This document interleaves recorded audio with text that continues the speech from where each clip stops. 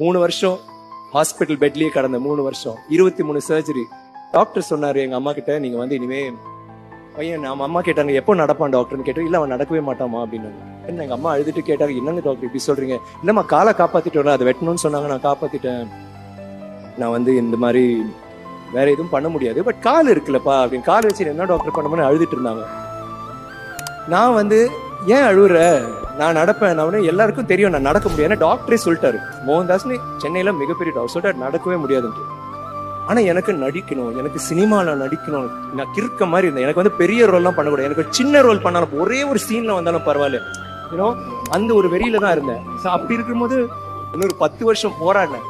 அப்போ அது வரைக்கும் எல்லாருமே இல்ல இல்ல நீ நடிக்க உண்டு, ஏன்டா உன்னால எப்படா நடக்கவே முடியாது சொல்லும்போது மெதுவா ஒரு குச்சி தூக்கி போட்ட, அப்புறம் இன்னொரு குச்சி. அந்த டைம்ல நான் வேலைக்கெல்லாம் போவேன், ஏன்னா வீட்டுக்கு சம்பாத்தியம் கொடுக்கணும். எங்க அம்மா சொன்னாங்க, நீ விட்டுறா, எதுக்குடா இதெல்லாம் பண்றேன், நான் பாத்துட்டேன். நான் சரி இல்ல நான் நடிக்கணும்.